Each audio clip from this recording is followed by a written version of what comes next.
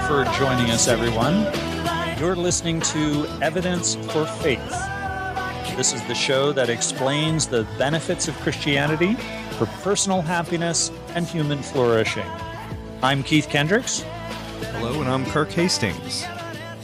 And Kirk, today we are going to be talking once again about evolution. We'll be responding again to the email from our listener in Liverpool, Nick. So we will get into that in just a minute. I'd like everybody to know that Evidence for Faith is currently available on 5 stations across the United States, or you can listen to podcasts on iTunes, or check us out at evidenceforfaith.com. That's evidence, the number 4, faith.com. Well, Kirk, it's good to have you back. How was your holidays? They were pretty good, but unfortunately, right before Christmas, I got sick with the bronchitis that seems to be going around the area, and I was kind of out of it for about a week. Oh, that's too bad. Did you had a good Christmas anyways, though? Yeah, I got lots of presents. Oh, well, that's all right. That makes you feel a little better when you're sick, huh? Uh-huh. Very good. Well, I filled you in on what we did in your absence. We continued on with Nick's email. So for listeners who are unaware, we had done a series on evolution and talking about the problems with the theory of evolution, with neo-Darwinian theory. And it's not that we only talk about the problems and don't give the positive evidences for intelligent design, but this just happened to be a series where we were looking at the problems with evolution. In previous podcasts, we've talked about the positive evidence for intelligent design. And one of our listeners challenged us, and so we offered for him to debate us, but instead of taking us up on a live debate, he actually wound up emailing us about 3 pages of objections and answers to our views on some of the problems that there are with the theory of evolution. So, Kirk, you and I did page 1 a few weeks back, and we answered his responses to us. And then Kevin Harold and I last week looked at page 2 and did most of the things on page 2. And I just wanted to finish up because it was a good challenge that he gave us. And I wanted to make sure that we answered all of the arguments that he posed and didn't leave any dangling arguments that somebody might think, they didn't answer this. See, this must really be a flaw in their arguments. So today we're going to pick up on some more from that last page. Now, I just want to make sure everybody knows that here at Evidence for Faith, we don't think that you have to necessarily give up on the theory of evolution in order to be a Christian. There are plenty of Christians out there who believe in evolution, and by evolution, in this case, I'm talking about macroevolution, that is molecules to man kind of evolution. That doesn't necessarily disqualify you from being a Christian, and you can become a Christian and you can enjoy all the benefits and wonderful things that come from Christianity. But since Christianity is all about the truth and discovering the truth and finding the truth and being dedicated to the truth, we do talk about this because a lot of people think that evolution is kind of an answer to Christianity, that Christianity can't be true because of evolution. So that's not true, but because people do think that, and if you're not a Christian, very frequently people are evolutionists, then we do this so that we can prove to people that they better rethink what they're putting their faith in and take a fresh look at Christianity. So, Kirk, you had answered this email point by point, so I wanted to make sure that everyone got a chance to hear your answers, and then I did some research and looked up some of the things that Nick from Liverpool was presenting, and so I have some answers also. So I guess the best way to do this is if you would read what Nick wrote. I'd say we should do this paragraph by paragraph, and then give your response to that paragraph, and then I'll give my response, and then we'll go on and work through it like that. What do you think? That sounds good to me. Okay, so I think we really did cover everything until we got to the section under irreducible complexity and lack of transitional forms. There were 2 paragraphs under that. So I guess if you pick up the second paragraph where he starts out by saying, by the way, and that'll be a good place to start today. Right. And before I read that, I should mention, too, I have to make a slight correction. I believe Nick said in his email that he's from Bristol, England, and that he went to the University of Liverpool. Ah, that's okay. So that's where the Liverpool comes in. Right. So he's from Bristol. Right. So Nick from Bristol. Okay. Great. All right. No, that's good, because he wouldn't know who he wouldn't know. Oh, is that me? There must be another Nick from Liverpool they're talking about. That's right.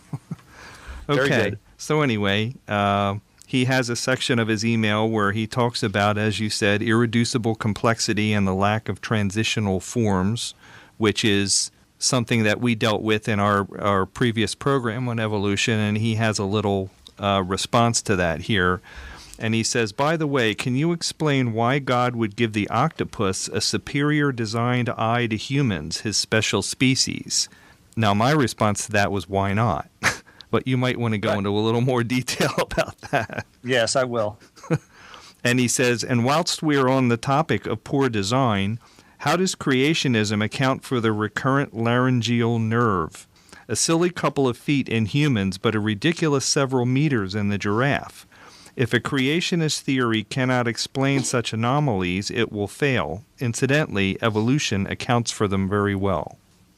All right. So now about the laryngeal nerve, we did cover that earlier, so I'm not going to recover that. Right. But we do want to talk about this octopus eye. Now, this was very strange to me that somebody would think that an octopus eye is superior to a human eye. I mean, I don't know, Kirk, are you having any problems with your vision? Other than the fact that I wear contacts, no. Right. I mean, see, what this revolves around is the concept of how the retina is in the back of the eye. Right. Okay. Now, apparently, Richard Dawkins has made a big thing about that the human eye is designed very poorly. And we talked about in the past a little bit about this idea and how we know that this is not true. In fact, if your eyes were designed the wrong way around, you'd have actually very poor vision. So, but apparently in his book, he says that, or in one of his books, he talks about the fact that the octopus eye is made with the retina, the cones and rods that actually detect the photons pointing towards the front of the eye, and then the nerves that feed the information are in the back. So he claims apparently that this means it's a superior designed eye. Okay. Well, so let's look at that. Is that really true? Is the octopus eye really better than the human eye? I mean, the only eye that I ever heard of was better than a human eye was an eagle eye, right? I believe the eagle eye has better visual acuity than the human eye. Yes, they're supposed to be able to see like very small animals from like a mile or more away. Exactly. Well, octopuses, I mean, think about it. Octopuses live under the water, mostly dark places. It would have been a real surprise to me if an octopus had a better eye than a human being. And I looked it up, of course. It's totally wrong. This is just a myth of Richard Dawkins trying to create his followers of atheism, just basically lying to them. So here's the data. An octopus eye has about 20 million photoreceptors compared to the human eye, which has 126 million. So far more photoreceptors. Its visual acuity in the human is far, far greater than in the octopus. In fact, so one of my readings, they were talking about the fact that an octopus mainly goes by movement. He doesn't even use his visual acuity as much as he uses the ability to sense movement, so that you can create a prey, you can put prey in front of him, and as long as that prey doesn't move, he can't see it, and he doesn't respond to it or attack it. It has to move in order for him to be able to see it. Well, that would also make sense at the depths that octopuses, if that's the correct way to say that, generally live. That I would imagine it's pretty dark down there, and it would be kind of difficult to using the same type of eye that we have anyway, it would be difficult to discern something down there that, is not moving and you can't see the movement. Right. Like, why would an octopus have an eagle's eye, as an example? I mean, Right. It just doesn't need it. Right. So, this kind of brings a funny picture to my mind of an octopus in a doctor's office sitting there with the eye chart and with a patch over his eye and trying to read the eye chart. Yeah, you'd have to move the eye chart so that he could see it. There you go. So what is the situation then with the human eye being in backwards? How is it that the nerve cells that feed the information away from the rods and cones don't get in the way of the light rays? Guess what? There's this incredibly complex system of glial cells. They're special modified glial cells, which are a type of nerve cell called Muller cells, and these actually act as fiber optic channels. So they're built into your eye is a parallel array of fiber optics, incredibly sophisticated engineering that delivers the light rays through the plexus of nerves directly to the rods and cones. So it just incredibly engineered for high acuity, and that's why when you're looking at something, you don't see like little spider webby nerves in front of you. You don't see the nerve cells in the way. Right. So it's simply not true. And then he puts this little dig in about God's special species, right? Why would God give the octopus a superior designed eye, to humans his special species, claiming that human beings should not be looked at as special? After all, we're just the product of random chance. But I want to pick up something that he mentions then later. Later on in the letter, we'll get to the part where he talks about human beings, and he says, you ask why we are not better equipped to survive. Well, it is self-evident that we can survive in pretty much any environment against any other species, and often at the expense of other species. We are at the top of the food chain. Nothing else is above us. So you see, he has an evolutionary special human beings, right? Special species. Right. Human beings are special to evolution, apparently. So I just thought it was hilarious how, on the one hand, human beings can't be all that special if God made them, but if evolution made them, then they're special. Right. They're at the top of the food chain. Well, that's kind of a false argument, too. You could say the same thing like, well, God made the elephant stronger than human beings, so I guess he must not think much of human beings. Or, he made the eagle able to fly and we can't fly, so I guess we're not very special. I mean, that whole argument about... The whole line is fallacious, exactly. Yeah, the whole idea of why wouldn't he give maybe a better kind of eye to another creature than human beings, using that as an evidence for his non-existence just doesn't hold up. Right. Well, if you're just joining us, you're listening to Evidence for Faith. I'm Keith Kendricks. And I'm Kirk Hastings. And we're talking about evolution and the problems with evolution. We're having a little debate with one of our email listeners who emailed in some responses to us. All right, now, Kirk, I do want to pick up on a statement he made in that same paragraph where he says, if a creationist theory cannot explain such anomalies, and where he's talking about poor design, right, it will fail. Well, that's not true. I mean, just because you don't know why something is designed a certain way does not mean that it's a bad design. And even if something does actually look like it is a bad design, that doesn't mean that it wasn't designed. So many times, I mean, look at a car. I can look at a car and I can find places where, I think this is a bad design. Now, it might be that I'm wrong, that there is a reason why it's designed this way, and I just don't know enough about automobiles to know the difference. Right. Or it might be that it really is a bad design. Does that mean that the automobile wasn't designed? No, of course not. Of course not. Right. So he's just wrong. If the creationist theory cannot explain such anomalies, it will fail. That's not true. And then he says, incidentally, evolution accounts for them very well. Well, evolution accounts for them very well only in a kind of an ad hoc way and kind of an afterthought way, because evolution answers it both ways. Evolution explains things so well, it can answer anything. For instance, if something's really highly complexly designed, you say, oh yeah, evolution did that.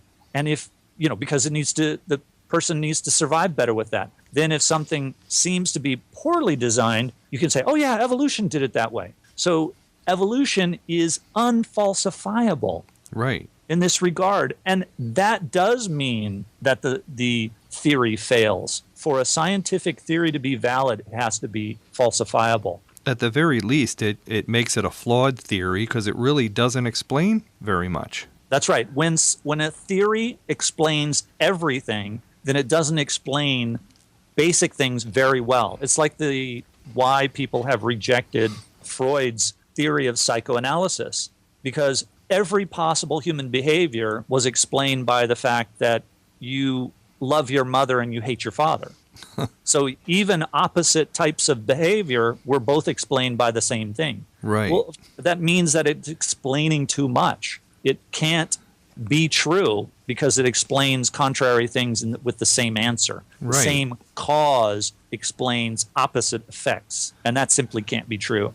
So you have the same problem. You could almost say that it explains everything, but on the other hand, it explains nothing. Right. That's exactly right. All right, so let's go on to the next paragraph. Neo-Darwinism in genes. Okay, he says gene mutations will not accumulate if they are not beneficial to the species. And they certainly will not accumulate if they are detrimental. To state otherwise flies in the face of a vast evidence available. If you were making a claim like that, you need to cite your sources, otherwise it is just a nutty claim. The analogy with rust on a bridge or a car falls down because these are not living organisms capable of self-repair and, more importantly, reproduction. Yes, individually we all eventually fall apart and die, but we can reproduce. A car cannot. Hence, this is a very limited analogy that you take too far. Okay. And how did you respond to that? Well, on the part about genes that are not beneficial to the species, I said, why can't we have these? What do you think causes things like cancer? And, on that subject, since things like cancer and other diseases are not beneficial, why haven't these things evolved away? And then I said, and why do we even die? That's not beneficial to survival, and yet evolution hasn't figured that out either. Right. And he actually does address that, so we'll get that in later paragraphs. Yes. So, that very first statement that he makes, gene mutations will not accumulate if they are not beneficial to the species, that's simply false. Sure. I mean, one of the ways, do you remember, Kirk, how scientists were able to determine that all human beings had come from a single mother, which they labeled mitochondrial Eve? Now, what they were doing was comparing the number of mutations that had accumulated in the human mitochondria. So for people who aren't aware, there's the DNA, which is at the nucleus of each cell, but also in each cell are little organelles called mitochondria, and those also have sections of DNA in them. Mm-hmm. But those all come only from the mother, and unlike the nuclear DNA, which comes from both the mother and the father. So by looking at those little portions of DNA that have been passed down from mother to child, mother to child, mother to child, on and on, every generation they would accumulate some mutations. So by calculating backwards, they were able to determine that mitochondrial Eve is about 300 generations old. So, of course, that doesn't fit into their evolutionary scenario, but they were willing to report it anyways. So the fact is that mutations do accumulate. There's no way to get rid of them. Remember, most mutations are neutral. They don't do anything. They neither harm the organism nor do they help the organism. Right. So because of that, natural selection can't weed them out. It can't leave the good ones and get rid of the bad ones because most of them don't do anything. The problem is that many generations later, they will do bad things. And that's why we gave the example of a bridge that builds up rust for year after year after year. Okay, so a little bit of rust doesn't make it fall down, but eventually it will fall down. Right. And so what the science shows is that roughly there are about 300 mutations that are added to each new generation. Now, remember, for people who are hearing this for the first time, if you have just one bad mutation added, or actually, if you have just one mutation added every single generation, the species must eventually fail. The species must eventually go extinct. Because what happens is these mutations damage things. Even if they're neutral now, in the future, they tend to be detrimental. Right, just the accumulation of them becomes dangerous, right? Yeah, that's right. But also because the organism will find itself in new environments or with a new food source, a different food supply. And now those mutational changes that in the original scenario were not detrimental, now they become detrimental. Right. So the buildup of neutral mutations is ultimately detrimental. So of those 300 mutations that build up every generation, genealogists believe that between 1 and 3 of them are detrimental. Okay. So for every neutral mutation, for every detrimental mutation, there's about 100 neutral mutations. Okay. And for every 1,000 detrimental mutations, there's maybe one good mutation, one mutation that is in some situation beneficial to the organism. Okay. And again, as we've pointed out in past shows, this is actually due to the loss of information in a certain situation becoming beneficial. Now, this is all really well documented. So, I mean, we talked about it. We even had a geneticist on the show. Apparently, Nick hasn't heard that podcast. I'm thinking of Dr. John Sanford, who was a geneticist that worked at Cornell. He was the inventor of the gene gun, wrote a book called Genetic Entropy and the Mystery of the Genome, where this is well documented. But many other geneticists like Kondrashov and James Crow, who write articles in Science Magazine, Nature Magazine, they all talk about the danger of this buildup of mutations, even though they're neutral. So if you want to research it, you can go to a website called genetic.org. That has a lot. But, Science and Nature, they're always publishing them. In fact, there was a recent one that I found published in Science in 2010 by a geneticist by the name of Roach. And he has one of the smallest estimates of the number of mutations that come each generation. And he said that it was approximately 70 mutations every generation. So still, there's this issue of the buildup of mutations. So Nick is just simply wrong here. What are we talking about here generally as far as a generation, like about 30 years? Well, just anytime you have children, the next generation. Right. So it doesn't matter, we were specifically addressing human generations, so you're talking probably on average about 20 years. Right. But this is true for all animals. So there's a buildup of mutation for every organism. Okay. Another source that people can look up is there's a website called detectingdesign.com where a physician goes over all the data on the DNA mutation rates, and there's lots of sources in there too. Great. So let's go on with the next paragraph. Okay.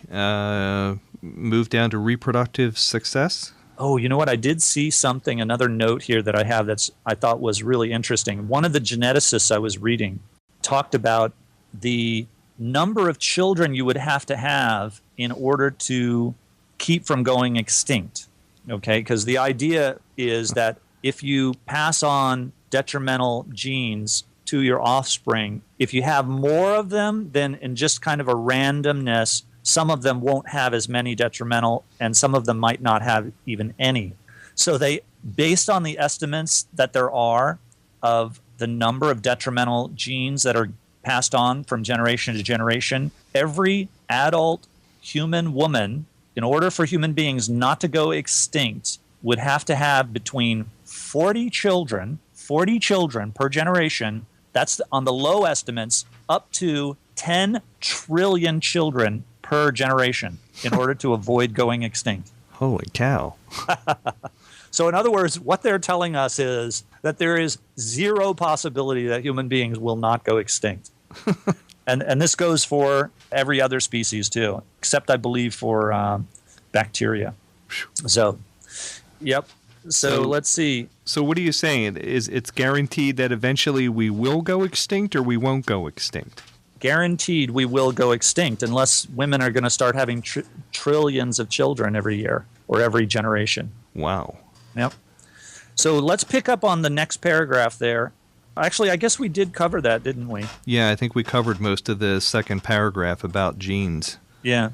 So he just asked for, can you give evidence of the claim, which we did, obviously. He says that he was unaware of it. Can you provide some citations? So we did that. So, yeah, I guess I jumped the gun. I answered that paragraph also. All right. Do you have anything more on that one, on that neo-Darwinism and genes? Nope. Okay. All right. Okay, so his next paragraph is about reproductive success. He says, not much to say about this other than sheer numbers are obviously not what is important. What is important is preserving genes into the next generation and making sure your genes survive, and perhaps it takes more complex organisms to achieve this with greater success. And how did you answer that?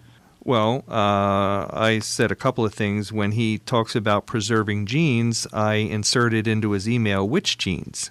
How does evolution decide which genes need to be preserved and which ones don't? Right. And then again... obviously he's going to answer that evolution wants to preserve the genes that are beneficial. But how does it know if it's an unguided, unintelligent, random process? How does it know one from the other? Well, through natural selection, through animals dying because they have a less beneficial gene than their brother or sister that has the more beneficial gene, then those are more likely to survive. So survival of the fittest, remember, is their answer for everything. That's the kind of non-random part of it. Obviously, if it was totally random, I think they would agree that you're never going to get anywhere. But sure. What they think is so magical about evolution is that just by selecting for survivability, you're going to be able to pick out the genes that are good, and then everything is going to build up from there. But, of course, that just simply isn't true. But if it were true, it would still be that one of the best ways to pass on those superior genes would be by sheer numbers. So if you look at the definition for natural selection at dictionary.com, it says that reproductive success means more numbers. So he's simply wrong. Again, this is another example of one of our evolutionist listeners, believers, who just doesn't know that much about evolution, and that's why he believes it. We pointed out in the past that there have been studies that have shown that the more you know about evolution, the less likely you are to believe it.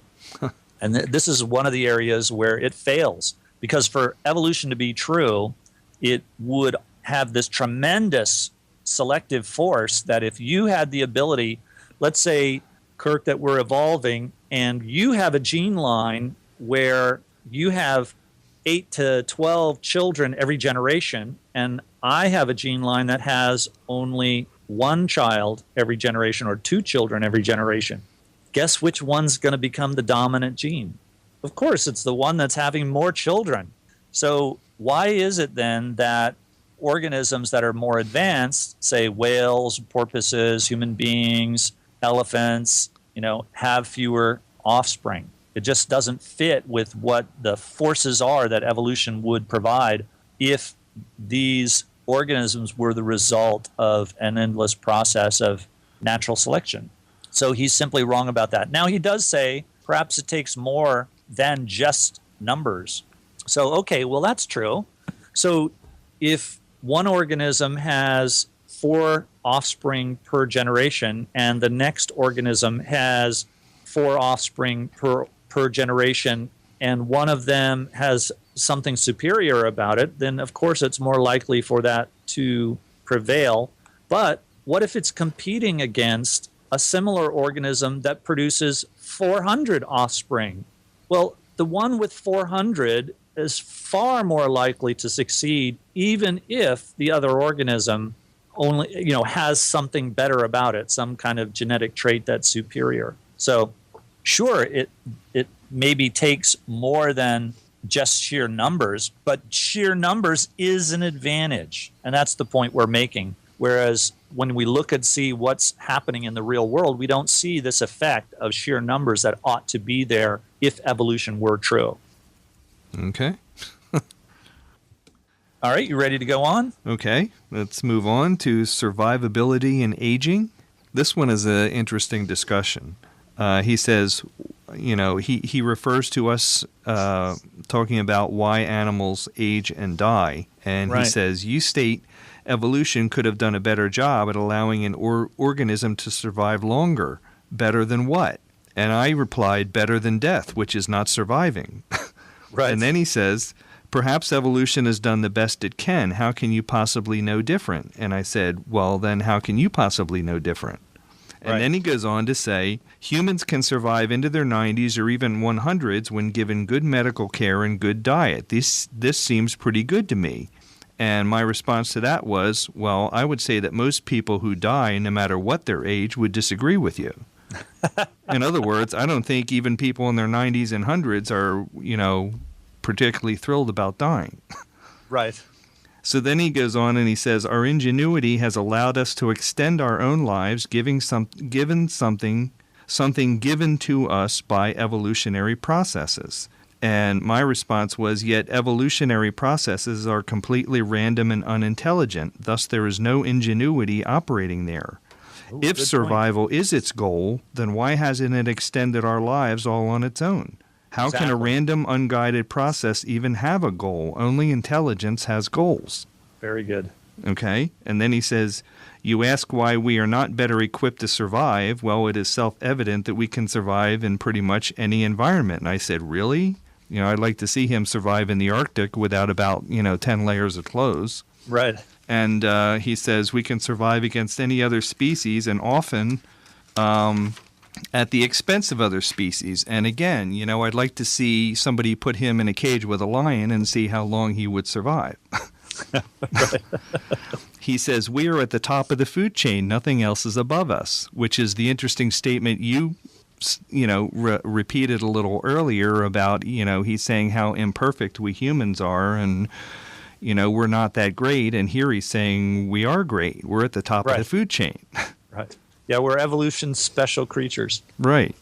Right. And my comment to that was actually, I said that Jesus Christ actually claimed that God, who created all things, is above us. So we're not the absolute top. Right. Yep, that's true. I guess it appears he doesn't know about our past podcasts where we've talked about telomerase and what the aging clock in each living cell that controls whether or not it's going to repair itself or die. Right. I was thinking of that when he was talking about this because you kind of went through all that about how we have kind of a time clock inside of us that decides exactly how long we're going to live. And it's if the point of evolution is survival, where did that come from?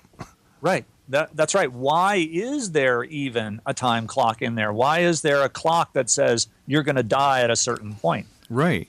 Plus, it's so easy to turn off. I mean, we can do it. So why doesn't evolution do that? Right. I mean, that would certainly give a survival benefit. All of your offspring would certainly become the dominant race if you don't die of old age, or at least died of old age maybe after 1,000 years. So apparently he's unfamiliar with telomerase and telomeres and the clock that's in each cell. And so I'm guessing that during our conversation on evolution, where we were talking about some of the problems with evolution, we must have referred to that and saying that, look, evolution could do something very easy that would increase survivability, and that is let each organism live longer. I mean, some organisms live incredibly short lifespans of, just a few days. Right. And yet they're reproducing rapidly. If they lived, say, 10 times longer, they would produce, 5 to 10 times as much offspring and would have a tremendous survival advantage over the other competing organisms in its species. So I'm thinking off the top of my head of the average housefly. If I have this correct, I believe the housefly only lives for about 2 or 3 days. Right, And yet they yeah. have thousands and thousands, they lay thousands and thousands of eggs in those couple of days. But could you imagine if they lived for 20 years? right, exactly. I mean, there'd be flies all over the place. Right. We wouldn't be able to walk through the flies. Right. An incredible survival of the fittest benefit that would be provided. And it is as simple as turning on or off this clock, or even just extending the number of telomeres that are present in the cell. Right. So I guess he just doesn't understand how this clock mechanism works. And maybe for some of our listeners, we'll just briefly talk about it. Every cell in your body and every cell that's in a living thing, animals and plants, have a clock mechanism. And what this does is it provides for cells to replace themselves after they become damaged. Now, every cell, even though it's becoming damaged, it has repair mechanisms. And so a cell is going to repair itself on a constant basis. Eventually, though, even the repair mechanisms become damaged. Mm-hmm. So the cell can no longer replace it or repair itself. At that point, what the cell does is it tells the stem cell for that particular tissue to make another one of it. So it produces a copy of that cell and pushes it up through the tissue. So then the dying cell goes through a process called apoptosis, in which the parts are scavenged and used for the rest of the organism. And so this could theoretically continue forever. But what happens is that every time the stem cell makes a copy of itself, it snips off one of the telomeres. And so if there are 50 telomeres at the end of the chromosomes that it's copying, it has 50 times that it will copy itself, make a new cell, reproduce. Right. And after that, when it gets to the end, it says, okay, no more reproduction, no more replacing cells. So you get to the situation where there's a damaged cell, it can no longer repair itself, so it sends messengers to the stem cell saying, I need a replacement, and the stem cell simply doesn't replace it. So the damaged cell just has to, and at this point, the cell is what we call senescent, or basically old.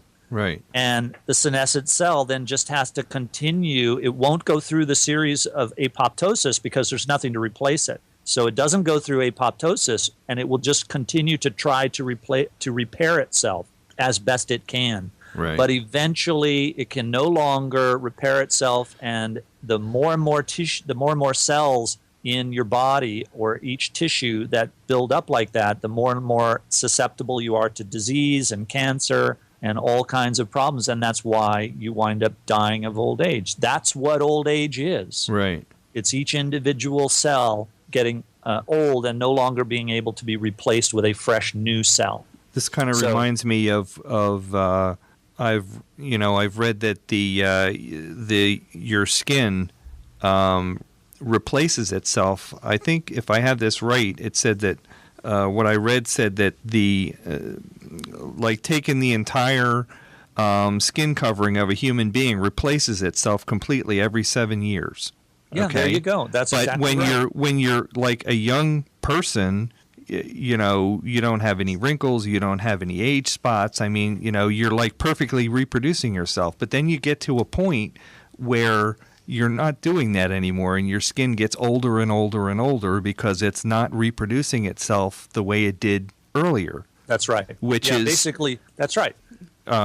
Because of these little time clocks that you're talking about. There's timers in there that are saying, you're going to reproduce yourself perfectly to a certain point, and then you're going to start to break down.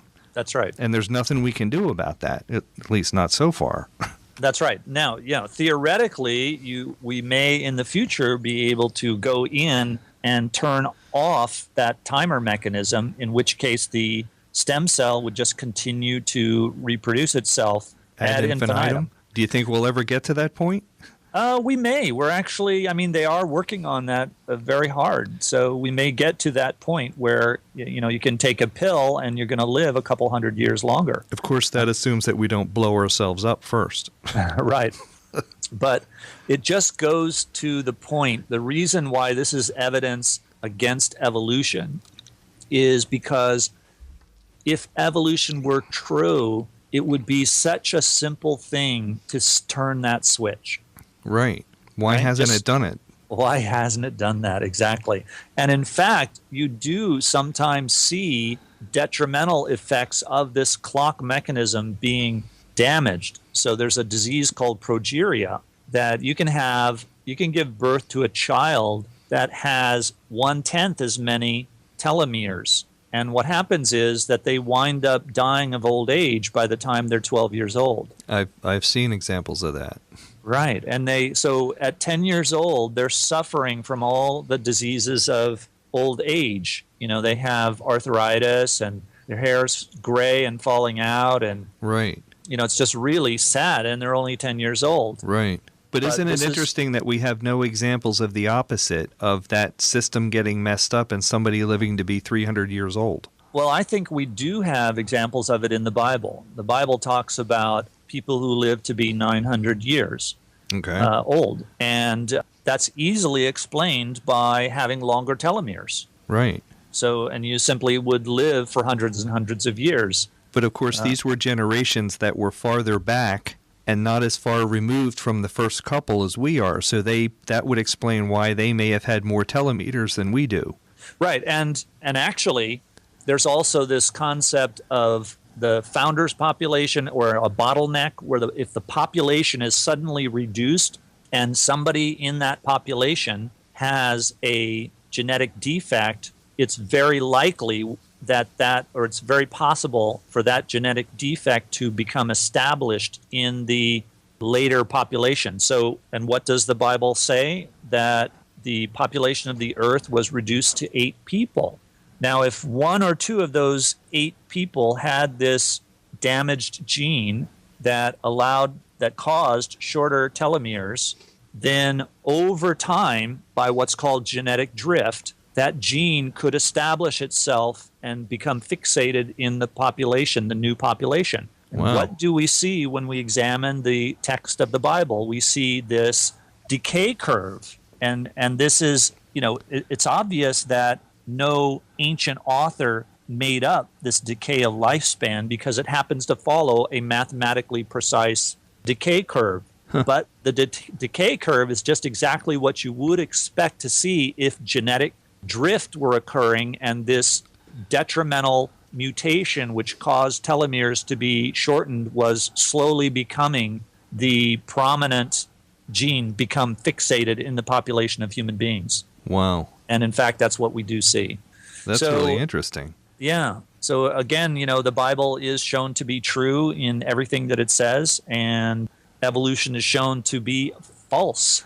This idea of macroevolution. Right. We're not getting better and better. We're actually deteriorating with each generation. That's right. So, and not only just because of the telomeres, but also because of these genetic mutations that we're adding. Every generation is adding between 300 to 600 new mutations, of which between 1 and 3 are detrimental. So there's simply no hope for any life on Earth to succeed without going extinct. Wow. So it's all just a matter of time for us, huh? Yes, it is. And like Well, I if said, you're that's assuming just- we don't blow ourselves up first. That's right.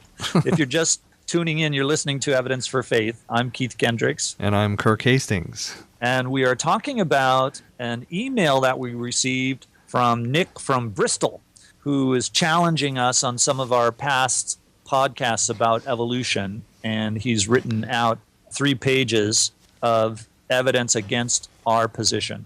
So, and we're just about done with it. We're going to finally wrap it up with it looks like his last paragraph. Okay, this is about reversion to ancestral types. He says, I suspect this argument only applies to domesticated animals, where separation from the wider gene pool has only been for a short time from the evolution perspective. Also, separation may not be complete and crossbreeding may occasionally occur. Now, my response to that was crossbreeding doesn't really occur naturally in nature. Only man artificially initiates crossbreeding. And interestingly enough, he uses his brain and intelligent design to do it. Got that? Oh, no, actually, you dropped out. I must have lost the connection. Oh, okay. Well, I just read that last paragraph, and my response to him about crossbreeding was that crossbreeding doesn't occur naturally in nature. Only man artificially initiates crossbreeding, and he uses his brain and intelligent design to do it. There you go. So trying to say that there's no design to nature is really contradictory. Now, go ahead and finish that last sentence that he says, too. Yes, he says, you used the example of a flu virus. Can you explain to me the difference between a wild flu virus and, what, a domesticated virus? Okay.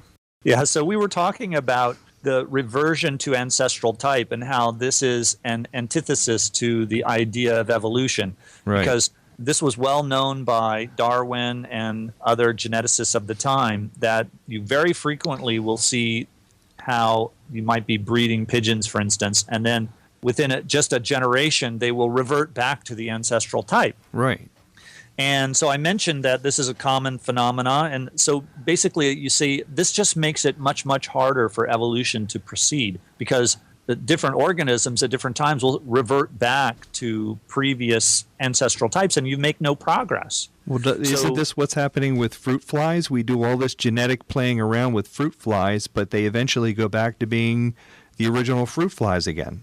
Right, because all of the changes that we've made have all been bad or neutral. Right. So, and we mentioned this specialist at the University of Pennsylvania that I had an opportunity to go listen to, who works on the flu virus, and the way they determine which virus they're going to generate for the next year is by looking at which strain of flu virus is closer to the wild type.